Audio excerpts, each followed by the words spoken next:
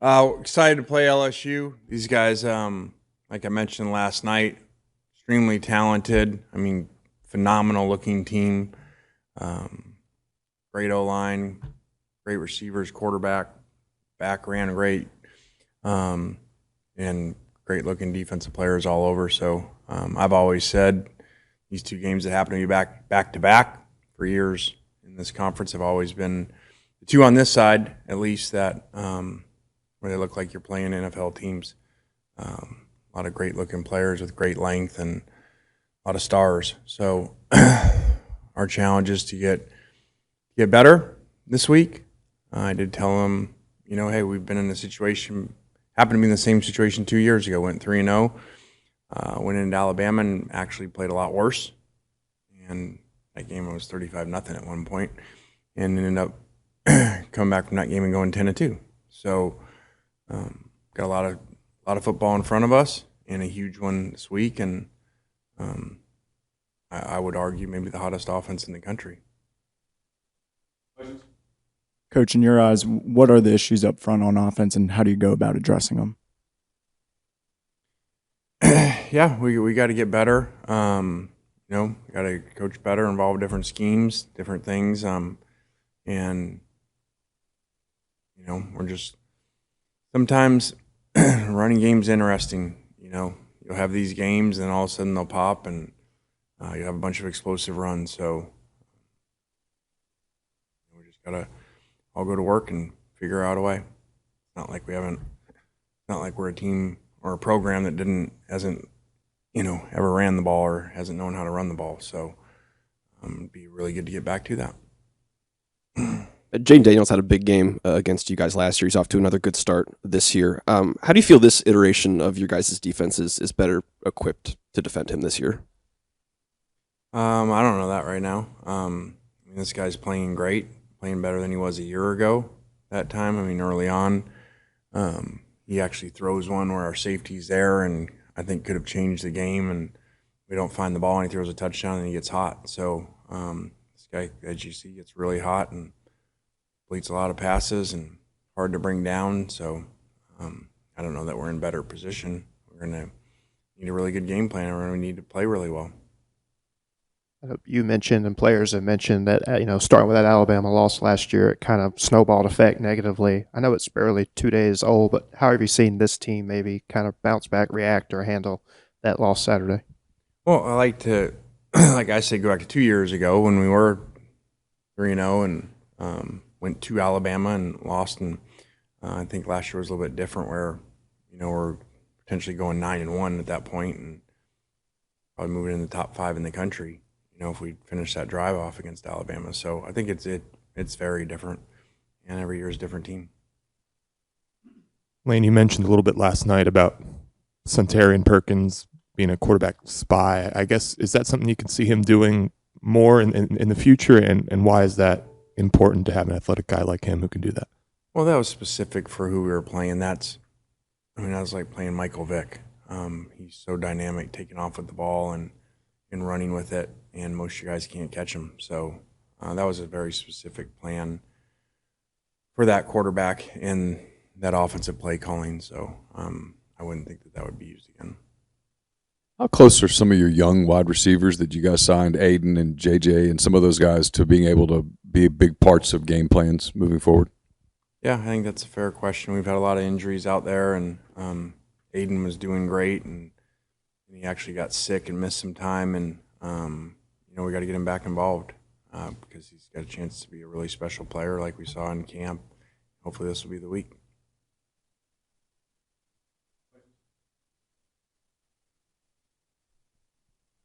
Noticed on some of the doorways walking in here the parable. Was that you that put that up there, and was there a purpose behind that? I just think it was a good one about you don't know why things happen, and you jump to these huge conclusions and huge things, and this happens really in this sport, especially college football. All of a sudden, one team's great, and the next week they're horrible. Or you go to throw an interception and they drop it, and then you score 2 plays later, and then all of a sudden you're the greatest thing ever. So it it was really just about you don't know why things happen, and you got to go back and worry about what you can control. And sometimes it ends up being a great thing. I was really directing out some players that were down about their performance, and how they played and plays they could have made, or missed signals that made some plays look really bad and stuff. And so just, hey, can't control that now. There may be some good reason for it down the road. Lane, how do you grade Zakari and Caden, and do you expect to get more out of them this week? I think that was a really difficult situation for them. Neither had played, both returning from surgeries. I mean, really kind of crazy that you had 3 players, 3 significant pieces, coming back from surgeries trying to play. 2 of them hadn't played all year. So I thought those guys pushed through. That's really challenging to do. And the good part is they'll obviously get better having some, game experience under them with their injuries. Not like they needed game experience because they played a lot, because they just needed to get in game shape and play through some games. So I've always kind of known that, I always thought hey, our best was to come, knowing that we didn't have those guys yet in our offense, even though things were going well early at times. And then losing Trey and him having surgery, and then him, he was probably 70%. We only ran one type of route with him. So I think the future's really exciting that way once they get back. Is there anything you learned about Brian Kelly and kind of the teams that he puts out there from last year that you're trying to take in and just use this year? Not really. Coach does a good job. We've seen at Notre Dame over the years too, and very organized, and teams play really well and play with good discipline and play tough and physical. And he's a really, really good recruiter. And there's great players out there. Yeah, and then just one more. I know the Bama game is still pretty fresh, but how are you seeing your guys kind of respond to this adversity after last Saturday? Good. I think today, we used the morning to break that down with them, go over it, what we needed to do, what plays were significant, and how we could have won that game, and then we move forward. So I actually think with kids nowadays, there's a lot of issues with this new generation and how they deal with things and what they expect. But one good thing is I do think they move on quickly. So I think that we struggle more moving on, from a loss or negative things than they do.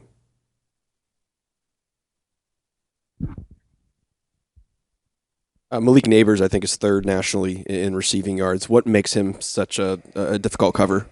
Yeah, like I said, these guys got NFL players all over the place. I've seen him before, unbelievable receiver.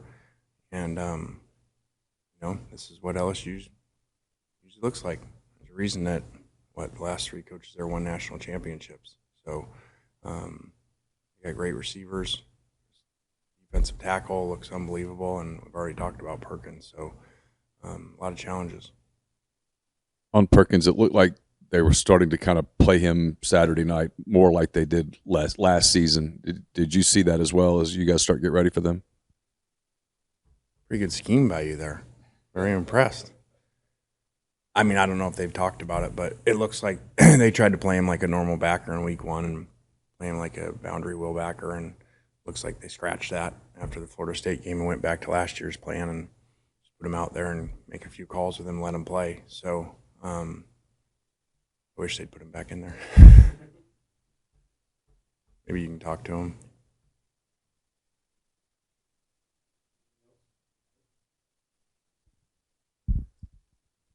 Jackson took some pretty big hits over the weekend. Have you had conversations with him about sliding, and how receptive is he to those conversations? I haven't. I don't think sliding on a couple of them would have mattered really. When he needs to buckle his chin strap better. He likes his helmet loose, and that's an issue. So that costs us. We got to waste a timeout one time for a 10-second runoff. We didn't use the timeout because we don't have confidence in Spencer. It's because there's going to be a 10-second runoff. When it happened before, we'd put with Spencer. We got great confidence in Spencer, but we couldn't afford 10-second runoff. So did slide later, actually, without even telling him. I think sometimes that happens naturally. You kind of learn through shock or repetition, one or the other. All right, thanks. What players in next?